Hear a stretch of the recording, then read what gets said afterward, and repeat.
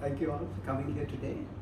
Let's begin with a short prayer to invoke the divinity within all of us, to guide us toward wisdom and love. So you can repeat after me. Om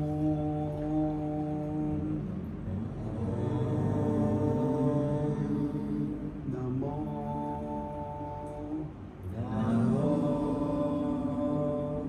Bhagavate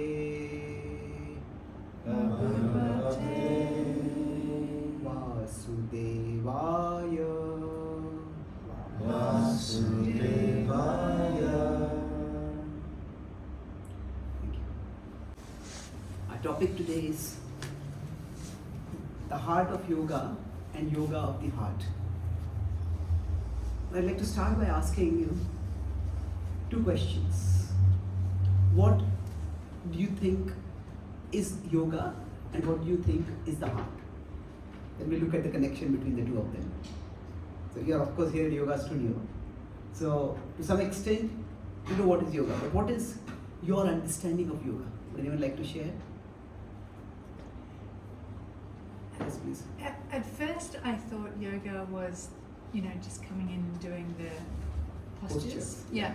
But I've only just recently realized that, and the benefit of those postures is a beautiful, serene sort of state of mind. But I've now come to realize that yoga is more of that meditative, that state of mind, rather than the actual postures. Is that? Am I sort of? Beautiful. So we get introduced to yoga through the postures, Mm-hmm. and then we realize that there is much more to it. Mm. So often we say that if somebody wants to change for the better, we often talk about an inside-out approach. But yoga actually takes an outside-in approach. We start from the outside, that we start from the body, the postures of the body, and then gradually we move inwards.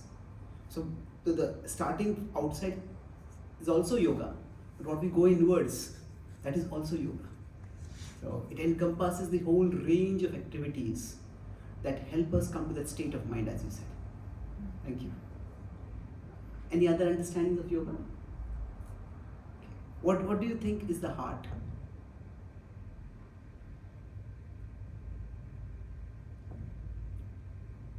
Yeah. Is it sort of where we feel our emotions? Yeah, you could say it is the seat of emotions. Thank you. Yes. We can start with what it is not. When we tell somebody, you have a special place in my heart. That doesn't mean if they do an X-ray of our biological heart, they're going to find that person there. Isn't it? So it's not the biological organ. It's something much deeper. So it's the place. You can say that it's the place where we experience emotions, the place where our emotions are seated. It's true. Actually, it's much more than that. Any other thoughts of what you're saying is true? There's a little more. Any other thoughts of what the heart is?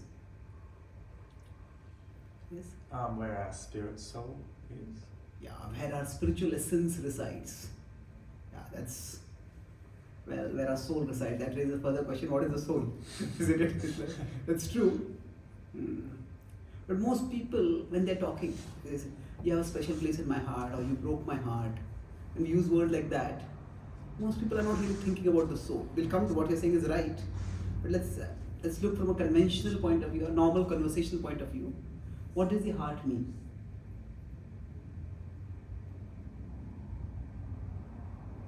Love? Or Love. True. It's not just emotions, but the heart is the place where you get the strongest, the sweetest, the highest of all emotions that we can all experience. That is love.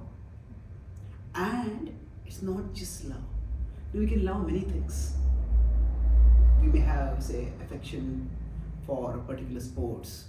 We may like a particular movie star. But when we talk about the heart, it is something which is extremely valuable for us. It is, we experience emotions in relationship with many things. But those things, or maybe those few things, around which, few things can include people, around which we experience the deepest, strongest emotions, that is what is considered to be the heart. So So heart would be, yes, it's at one level, it is the faculty through which we experience emotions. But another level, it is the seat of our strongest emotions. It is the seat of our strongest emotions. So now if we consider these two together, yoga of the heart. So what would that refer to? I talked about two things. The yoga of the heart and the heart of yoga. And the two are actually beautifully connected. So yoga of the heart, that means that yoga which addresses the most important things for us in life. The yoga which addresses our heart. So we could say our understanding of yoga usually starts with the body. So okay, I want to be physically fitter. That's great. We start with that, and then as the yoga practice moves inwards, then it goes closer and closer to the very essence of our being. So that yoga practice which addresses the innermost core of our being, that is what we call the yoga of the heart. And in some ways, bhakti yoga is what addresses the heart's need the most. So, while there are different kinds of yoga, they all are meant for one purpose. And they're all, we could say, different ways of progressing toward a higher reality, toward the reality that is there deep within us. Let's do a simple thought experiment to illustrate this point of there being a inner core to our being. Okay. So, wherever you can sit comfortably and close your eyes. And with your eyes closed, now you can take 3 deep breaths. 1,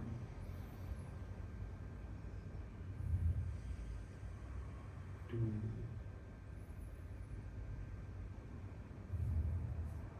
3.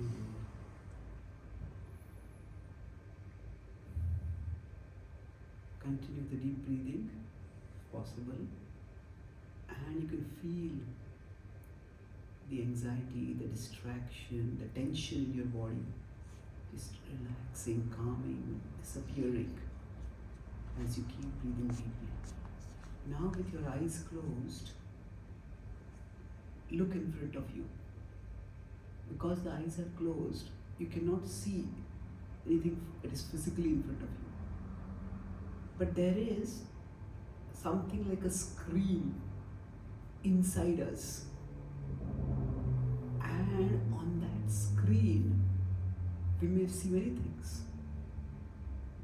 We may see a loved one, we may see a favorite object, we may see some scene from a movie that we recently watched, we may see some beautiful natural sight we have seen recently, or we may just see a dull haze of colors.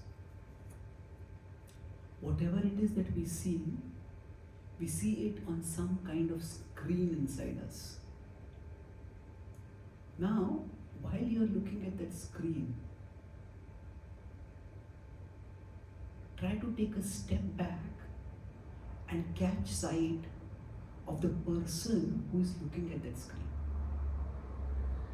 The screen is inside you. You're seeing many things on the screen. Now, instead of the screen, try to look at the seer. Take a step back and try to look at who is seeing that screen. When we take a step back, actually the seer steps back with us. No matter how much we try to step back, the same thing happens. Because what we are looking for is what we are looking with. In this case, we cannot see the seer because it is the seer who is doing the seeing. So, that inner screen in which we see various things, that is our mind. And the seer of that screen is we ourselves, our spiritual essence, the soul, the conscious being, what the yoga texts call the Atma. Take one deep breath and then you can slowly open your eyes.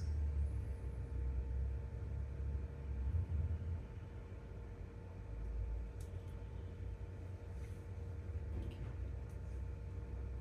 So if we consider this three-level reality, right now there is this scene outside that you're seeing.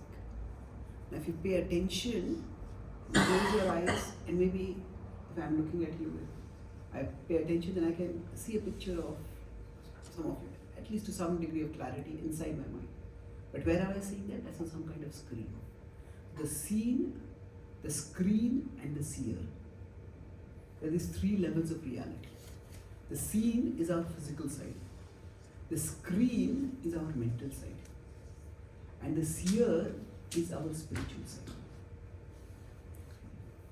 So when we talk about yoga of the heart and the heart of yoga, what essentially happens is that we go inward. That first we work on the scene. Means we try to align the energies of our body. We sit in postures that help us relax, that help us stretch, that help our body become more harmonized with who we are. Then we move forward to the screen. Now, sometimes when we are very disturbed, we might be in an externally peaceful place. We had some bad altercation with a friend or a loved one, and then we go to a scenic place. Now we might go to a scenic place, the scene outside is calm, but the screen inside us is wild. This person said this and I said that, and how could they have thought like this, and why did I speak like that? It's like outside it's a scene of a meditation, and inside it's like a violent movie going on. So now which of these two do you think affects us more? The screen or the scene? The screen. Isn't it? The things outside us no doubt affect us, but the thoughts inside us affect us much more. And we in our modern or postmodern society have worked extremely hard to improve the things in our outer world. We have far more comforts, far more facilities, far more luxuries than what we had even a few 100 years ago.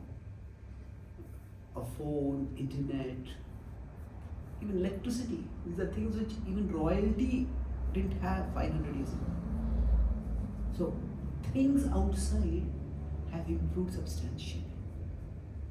But we have not worked enough to improve the thoughts inside. And yoga, when I say the outside-in approach, it helps us to some extent to improve ourselves physically. But it also goes inward to improve the things inside. And the first step in improving the things inside is to recognize that everything inside me is not me. That on that screen inside me, many things can appear and disappear. And they are not really related with me. They are not relevant to me. They just come and they go. So I am different from that screen. And that is why what we talked about earlier, that yoga is a state of mind. Actually, it is not just a state of mind. It is definitely, but it is more than even that. It is actually a state of being. A state of being which actually helps us distance ourselves from the state of our mind.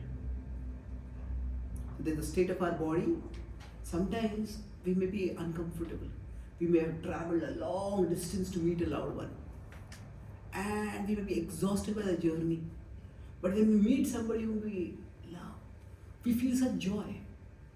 So what happens is, again, the state of mind trumps over the state of the body. When I went to America, people always told me, don't use the word trump. So, the state of mind supersedes the state of the body. So, actually, that's definitely true. As I said, the thoughts inside affect us more than the things outside.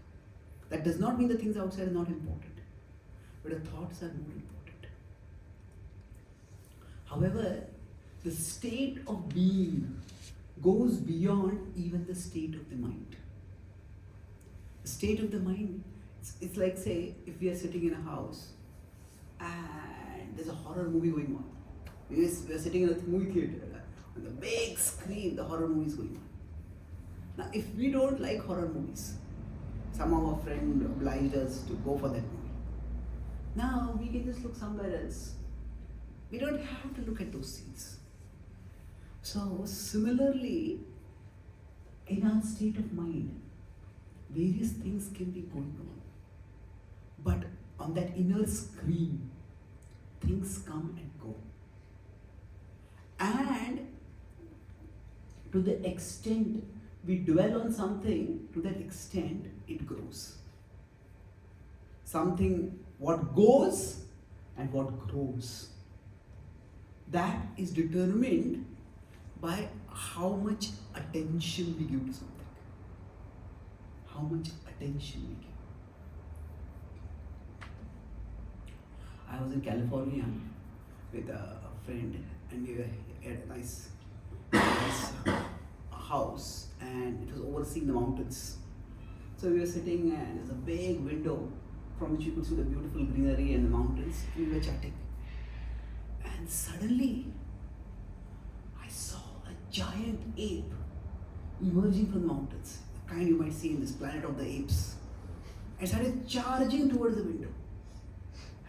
And fierce and enraged, and raised its fist to smash the window. Initially I was surprised, but as it got charging closer and closer, I got alarmed. And then I looked at my friend, and he was grinning. He was looking at me and grinning. I saw there's something in his hand. I looked more carefully. He just pressed something in the hand, and an ape disappeared. I said, what happened? What was that? So then he later explained to me there's some cutting edge technology by which he could convert the window into a TV screen. And just to have some fun, he had created, it was fun for him, not for me. Yeah. So what he had done was, he just created a small video clip which involved an animated monkey appearing in the same background on which was seen through the window. So for somebody who did not know when it was a window and when it was a TV screen, what would happen? That person would be seeing a TV, but he thinking it's a reality out there. So he knew it was a TV, I didn't.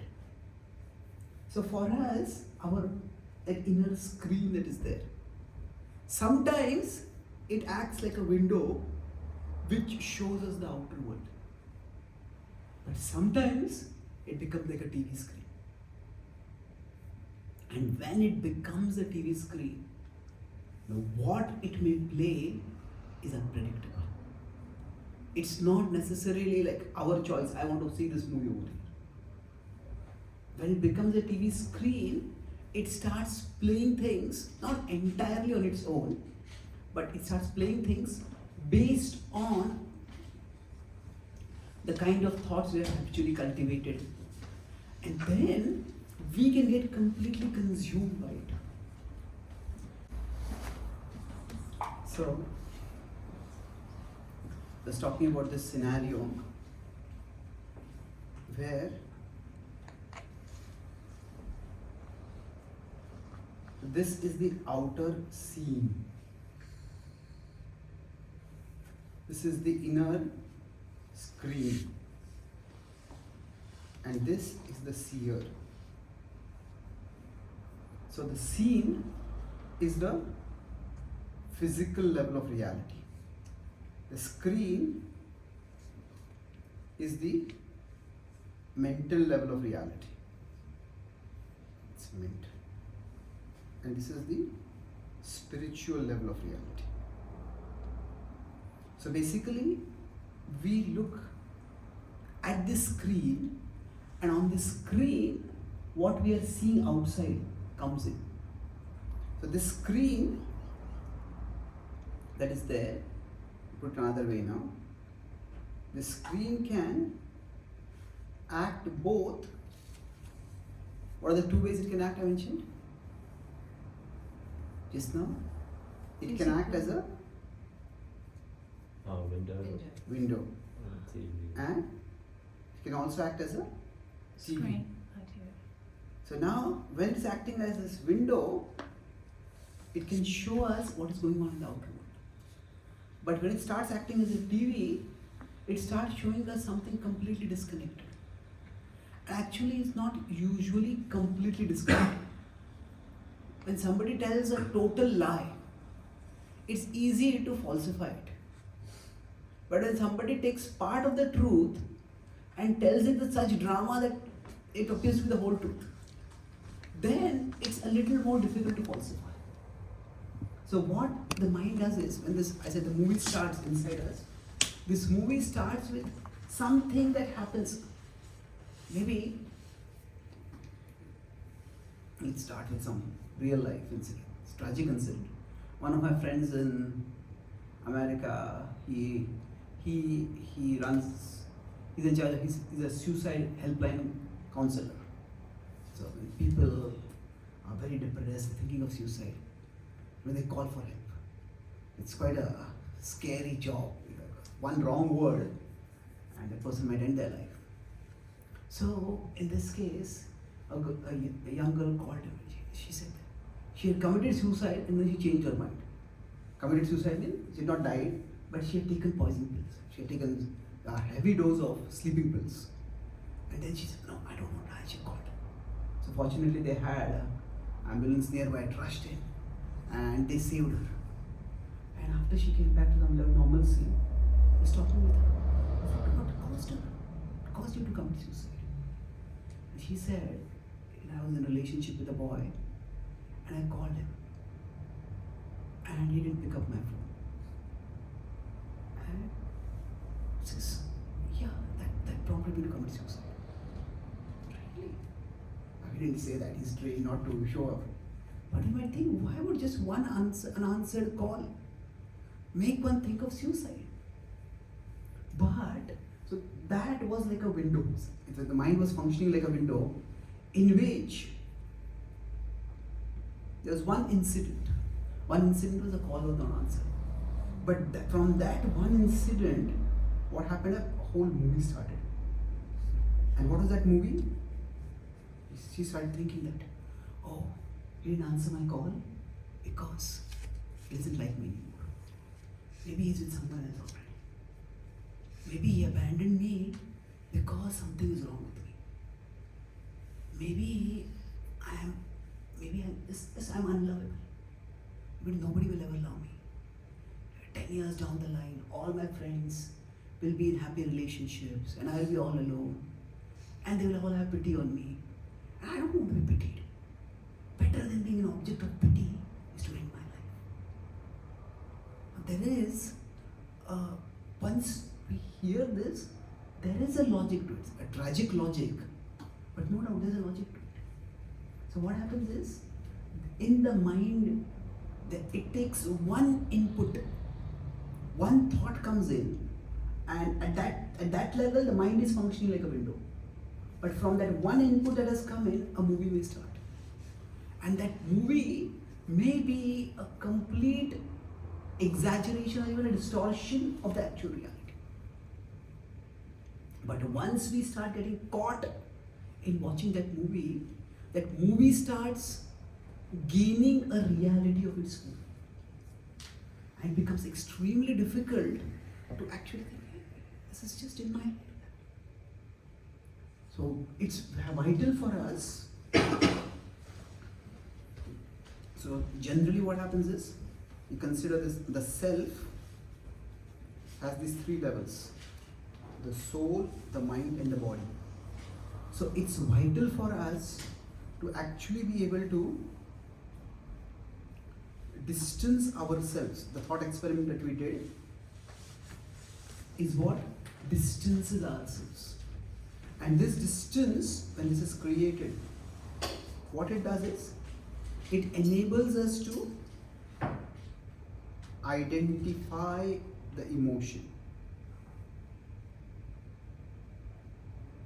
Identify emotion, not identify with the emotion. That means identify, hey, that's anxiety that I'm feeling, that's anger that I'm feeling. If you can identify that, hey, this is not really something to be that worried about. This is not worth getting angry. Sometimes things are worth getting angry about. But once we identify the emotion, that is when we can decide whether I want to watch this movie or not. If we identify with the emotion, like to take a software example. Say we are reading something important on our phone, and suddenly notification comes up. A new TV series has been released on Netflix, or your favorite YouTube channel has released some new video clip. Once that comes up, that notification is on a small part of the screen. But once we click it, it just takes over the full screen. So like that, when we identify with the emotion, then that's like clicking. And then it takes over our entire inner world. But if you identify the emotion, this is anger I'm feeling, this is anxiety I'm feeling, this is annoyance that is rising. This becoming an inner observer, that is a very important part of yoga. Often this is associated with mindfulness, and yes, that is true. But actually, a more appropriate word is not just mindfulness, it is more of soulfulness. We are aware of the soul, of ourselves and the seers, and then we can become aware of the mind. What's going on in the mind? So, yoga of the heart means that I talked about there are many emotions, and some emotions are superficial, some emotions are circumstantial. When we are going on the road and someone just cuts us across the road, we might feel a moment of rage at that time. But yeah, that person is gone. We go on our way. After a few moments, that subsides. It's like a notification has come up on the inner screen. If we click it, it can completely consume us. But if we don't, notification pops up for a few moments, it goes away. So for doing this, as we move inwards, when we want to don't identify with the emotion, we identify the emotion. How do we do this? This is where what we need is, I talked about yoga of the heart, and we talk about heart as the seat of our deepest emotions, as the seat of the things that we value the most. So yoga is actually meant to increase our awareness of the things that matter the most.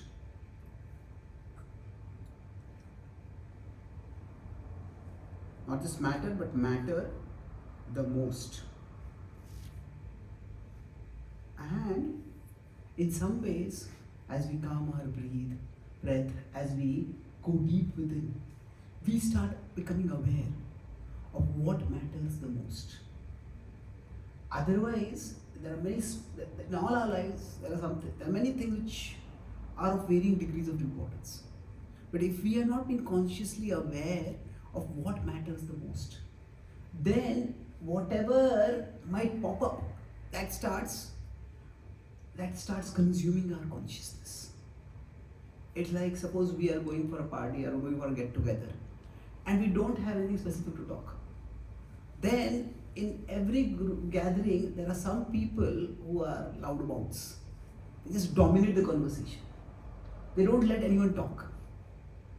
And if we don't have anything important to talk, we may not like they're dominating the conversation, but we may not think it's worth objecting to it.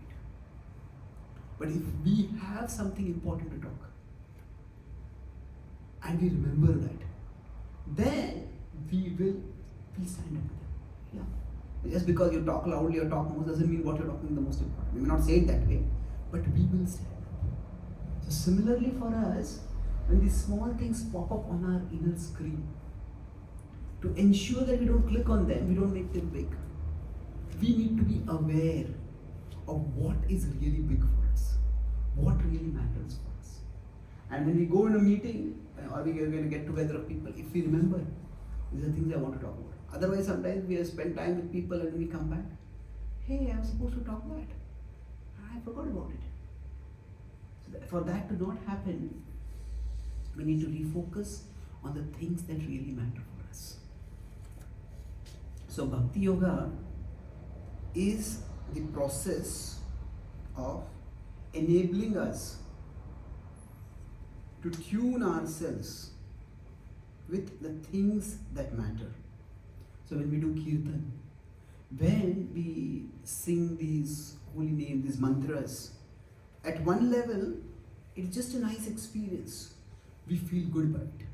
And that's good in itself. So this kind of yoga practice, what it does is two things. If we consider this, let's put it I'll put it in two ways. The three-level reality, the soul, the mind and the body. So when we practice Bhakti Yoga by doing something like kirtan, what kirtan does is, what Bhakti Yoga does is, it fills the mind with positive thoughts, with positive, peaceful thoughts. And that's how we feel good. Now, we might be having this thing went wrong, why is that thing happening like that, so many thoughts are there. But just the sweet sound of the holy names, the music, it fills our mind, it makes us calm. And that is one thing. So that's what yoga is, the state of mind. So it does make us calm. However, Bhakti Yoga does one more thing. If we consider these three to be a hierarchy, the physical level is the external, the spiritual level is the highest. So what Bhakti Yoga practice does it is that it acts like an elevator for our consciousness. Just the repeated singing of the holy names, which is an essential limb of Bhakti Yoga, what it does is raises our consciousness upwards. It takes our consciousness from the physical level upward. Our body, if we just sing it, we find our body will become relaxed. We consciously try to relax our body, but even if we don't consciously try to relax, the body will become relaxed.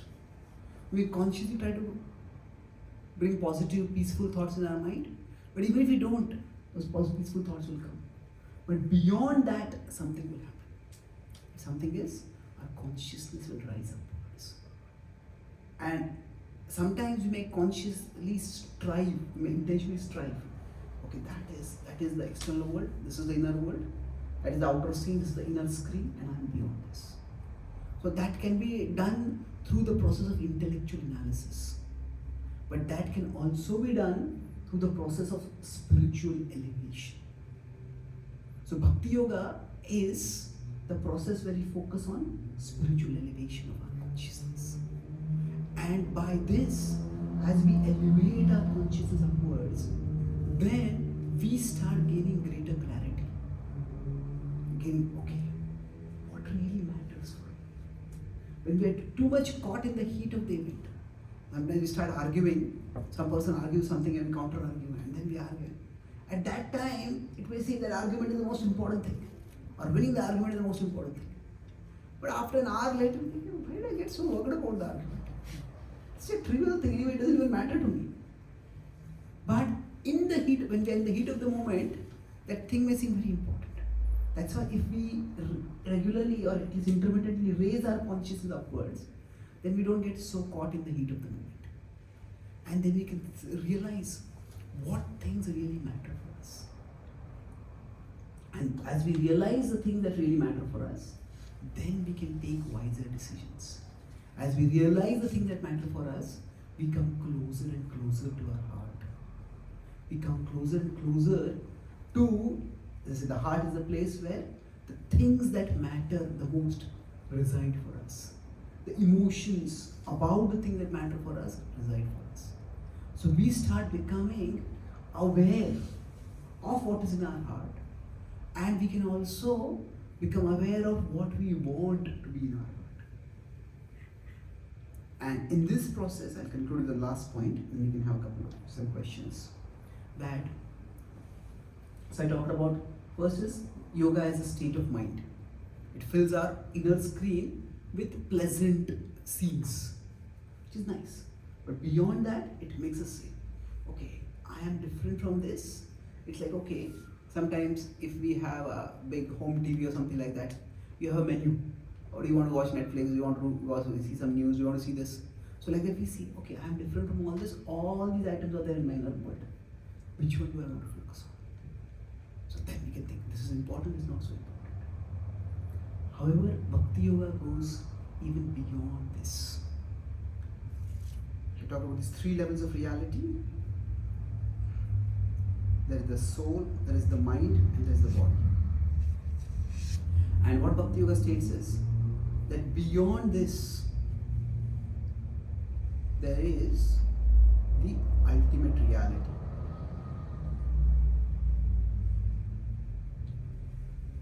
The ultimate reality, as understood in Bhakti Yoga, is the source and the reservoir of all love. Now we long to love because we belong to a reality that is full of love. And Bhakti Yoga, in one sense, at the fourth level, one is that as it fills our mind with positive thoughts, that's one. Second is it raises our consciousness to the spiritual level, that is two. But third is that Bhakti Yoga helps us develop a reciprocal bond with the ultimate reality.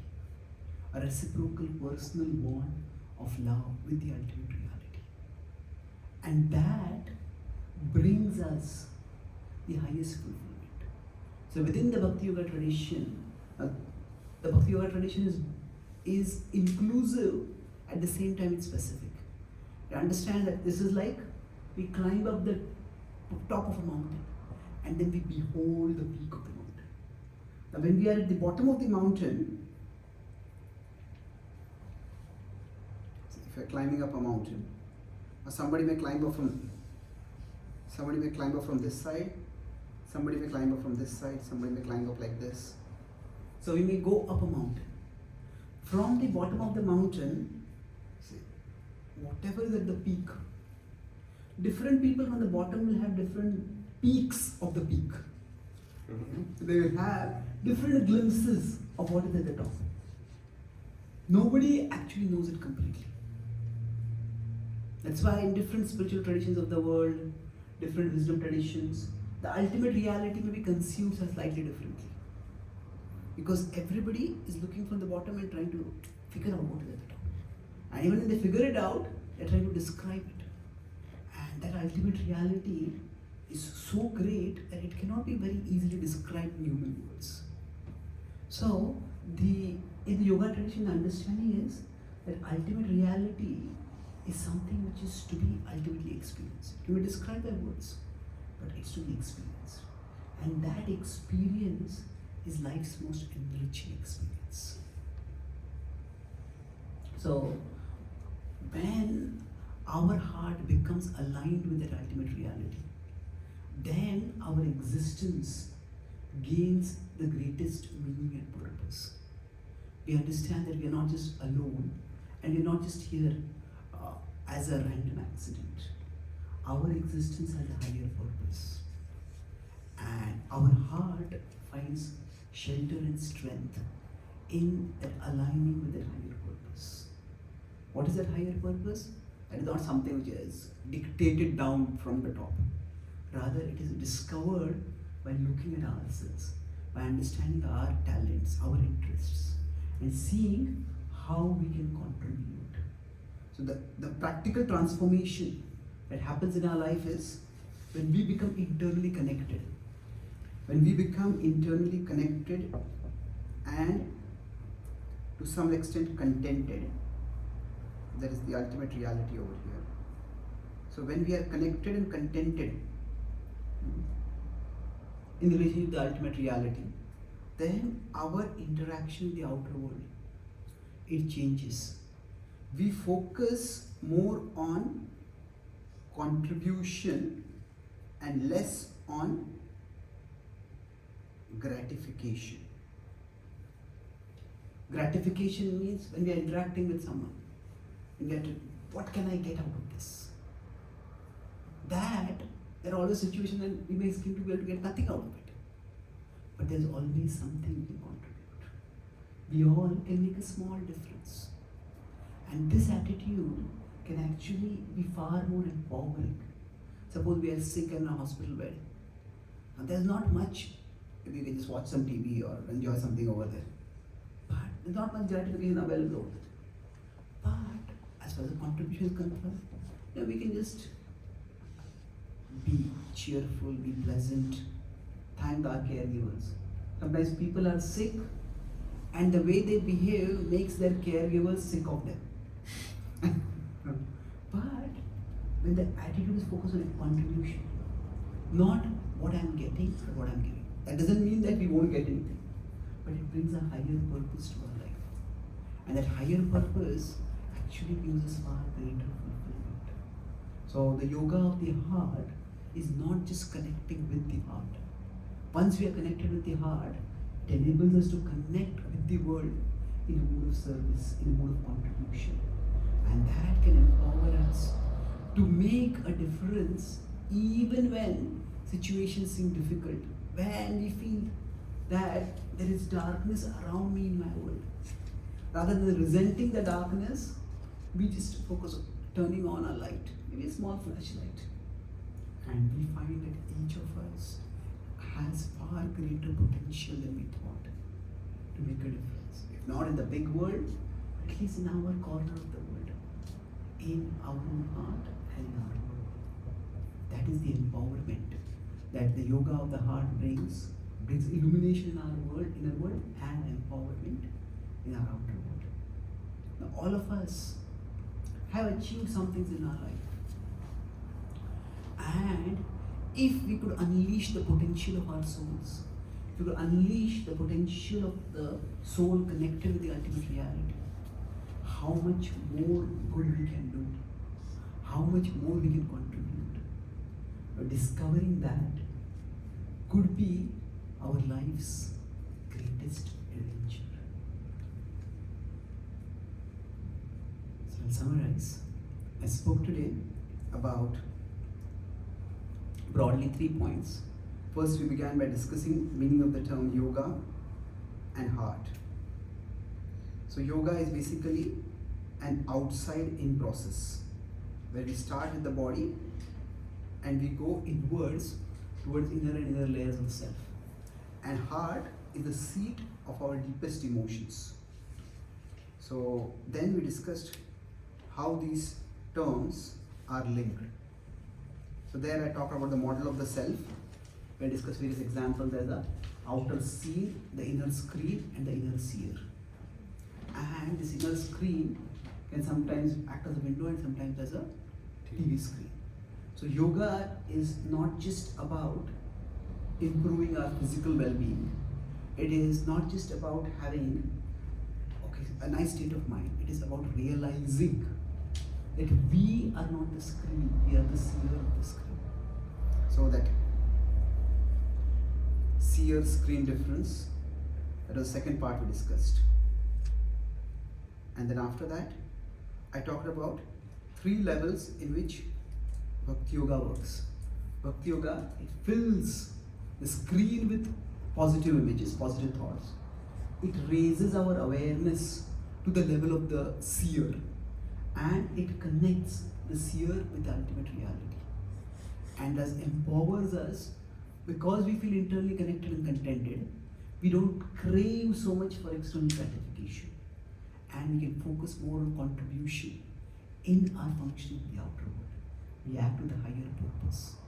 And being internally empowered, we can do far greater good. How much good? Discovering that can be our life's greatest adventure. Thank you very much.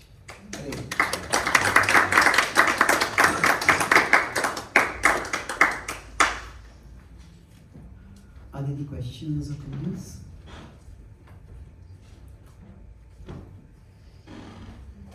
Yes, please. Yes. You mentioned yoga as a state of mind, and my interpretation of that is kind of like clearing up the clutter of the mind and washing it and making it more serene in its thoughts, and sort of decreasing negative emotions, anxiety, stress, fear, sadness. Is there a point where you can become so into that path of yoga where you never feel those feelings at all? Like say you loss of a family member or loss of a loved one. Is there a point where you actually feel totally devoid of anything negative when something like that happens? Okay, that's a good question. So, is it that if yoga means cultivating more positive thoughts, and then is there a state of yoga where there is no experience of anything negative? Well, yes and no. I'll explain what I mean by that is. At one level, negative events will happen in the world. And when those negative events happen, it is not necessarily bad to experience them as negative. Let's take an example of fear or anger. Let's start with fear. Now, is fear a bad emotion? Not necessarily. Fear actually is like, it makes us aware of danger. Normally if there's a huge big open window on a 20-story building and we peer down that, we suddenly feel a sense of fear. If you peer down too much. That protects us from unnecessarily endangering ourselves. Now if a small child is reckless, and the child starts peering down that window, and the child feels no fear, the mother will feel great fear. What are you doing? Come away from there. Isn't it? So, not feeling any fear can actually endanger us. So the problem is not so much fear. The problem is fear in the absence of danger. That sometimes the danger has come and gone, but in the movie of the mind, the same danger is being replayed. So it's when fear starts filling and dominating our consciousness. That's when it becomes a problem. So fear can be a protector, can be something which warns and guards, puts us on guard. But we are not meant to be constantly in a state of high alert, fight or flight kind of response. We get exhausted by that. So that is when fear becomes a problem. So that capacity to differentiate, is there a real danger here? Or is it just a flight of my imagination? That becomes clearer for us. And therefore, when there is need to be feared, we have fear. But then that fear doesn't control us. That's why we don't just simply act out of fear. We respond to fear in a judicious way. Similarly, anger itself is not a bad thing. Anger basically indicates, anger is essentially a messenger. And it's a messenger who is very assertive, very aggressive. Like say somebody wants to come and inform me, suppose somebody wants to inform me something. Now that person may normally wait till the class gets over, or that person may send a message to someone. But suppose that person just charges in here and just stands right in front of me, blocking my view of everyone else. What do you want? I have to ask him. So anger is a messenger like that. And anger basically indicates that something is seriously wrong with something that is seriously important for us. However, what exactly is wrong, even whether it is really wrong, and certainly how to fix it. About all these things, the messenger may not be accurate. So the problem is not when anger is a messenger. The problem is when anger becomes our master. When anger indicates something is wrong, yeah, we need to pay attention. But what exactly is wrong, how to fix that, we can't take those inputs only from anger. So what we call as negative emotions, they are not necessarily intrinsically negative. They become negative when they take control of us. There are situations when outrage is a desired response. If somebody is bullying a small child, somebody is abusing someone, at that time to feel anger, to feel outrage is the human thing to do. If you don't feel outrage, is there something missing with you? We'll think like that. So what happens is this, those emotions will still come, but they won't control us. And as far as the loss of a loved one, our spirituality is meant to enhance our humanity, not extinguish our humanity. At a human level, naturally, if we lose someone, we will feel a void, and that's not a bad thing to do. That's actually desirable. So what happens is that we may have to live with pain, but we won't have to live in pain.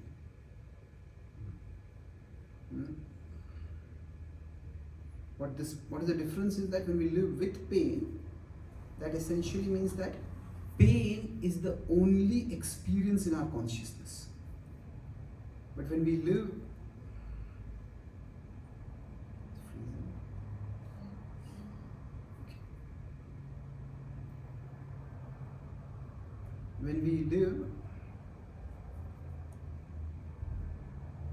so this is my consciousness, then pain completely consumes my consciousness. There's nothing in my consciousness.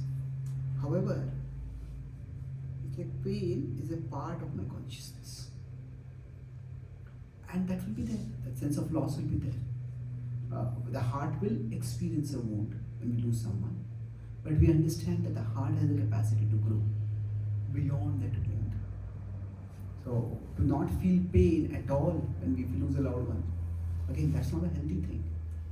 That could just that could mean not just that we are detached. It could also mean we become just apathetic. We don't want to become insentient. We don't want to lose our capacity for sentience, for experiencing emotions.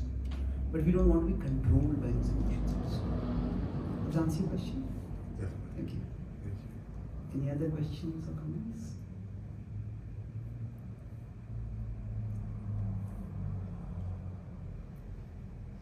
Yes, please. Sometimes I've come across the idea that the practice of yoga and the application of yoga wisdom is to enhance sort of this worldly life, where it's like a tool to deal with the negative things that may happen in this world, emotionally especially, and a means to clear them away so I can live my best life in this world. But then there's also another, system of thought that says that not only is it there to do that, but it's also there to give you a higher way of living that is more focused on transcendence. So one of them is a mechanistic application of yoga, the other one seems to be yoga for the sake of transcendence. So which one is it really? Like, is one better than the other? Okay, that's an important question. This is as our tradition evolves. When you talk about something which has come from the past as a wisdom, it's not a static thing. If you consider yoga has broadly come from the Indian tradition. In the past, it was primarily practiced by ascetics. Ascetics who usually renounce the world. They would live in the forest, they would sit in yogic postures, and their focus would be the pursuit of ultimate reality. So we could say in the past, the focus of yoga was primarily transcending the world. to go beyond the world. Now, if you see most of the yoga that is practiced, it is not practiced by ascetics. It is practiced by people in the world. And it is practiced by people in the world for improving the quality of their life in the world. So we could say that it is for transforming, and it is, if you consider ascetics to be world transcending, so it is transcended by people in the world, broadly you can say, without using any judgmental label for this. So they are practicing this. Now, in the past, yoga was practiced and it worked. That's why people practice it. See, nothing, if something from the past has been preserved for a long time, life in the past, at least in the recent historical past, was tough. So if the people remembered certain practices, recorded those practices, putting things in writing was not easy in the past. If people did that, they remembered that and passed it down the collective memory of humanity. That indicated it had some value. So ascetics, when they practiced it, they had some value over it. And today, millions of people all over the world are practicing yoga. Nobody is forcing them to practice it. Because for many of us, it may not even be a part of something which you heard growing up in our childhood. It's not because of our tradition or our culture we are practicing it. Okay, we are experiencing the benefit because of your practicing it. So in one sense, you could say for the purpose of transcending, yoga works. For the purpose of transforming, also yoga works. So yoga, in that sense, we could say it's like a pyramid. So wherever we are in our journey, it can take us one step upwards from there. So if somebody is already here, they can reach the top. So transcending the world and transforming the world, improving the quality of our experience in the world, and elevating our understanding of the very purpose of life. They're two different things. I already have my purpose, and I want to pursue that purpose better. Now, I want a successful career, I want a great relationship, I want robust health. Those are my goals. And yoga can help me. So it's like, I'm going on this path in my life, and say this is how I would go. But powered by yoga, I can go faster. So yoga can help us pursue the goals that we have set for our life. However, that is one understanding of yoga, that it helps us as a pursue our goals. But what yoga can also do is, it can tell us that our life itself can have a higher goal. And that is, when it is transcending the world, that doesn't necessarily mean neglecting the world. Because we live in the world with a higher purpose. Okay, I want relationships, I want career, I want prosperity. But what do I want it for? I want it for a higher purpose. I want it so that I can connect myself. I can use what I have got in a mood of service, in a mood of contribution, so that I can reinforce my connection with my source and connect with the ultimate reality more. So there is a higher purpose to what we do. So yoga can also act as a purpose elevator. It can elevate the very purpose of our life. Now, most people who will start practicing yoga, we all have our goals and we want to pursue those goals better. That's fine. Yoga works at that level also. Of course, there are not every goal is worth pursuing. Somebody wants to be a robber and they think that if I'm too heavy set, I can't slip in through windows. So I'll practice yoga and I'll become thin and then I can slip in through windows and I can rob like that.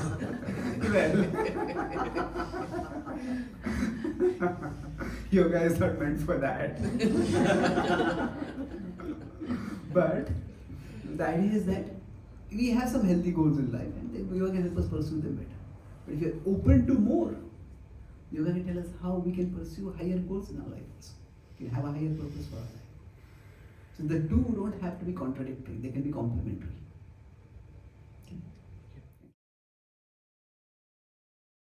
Okay.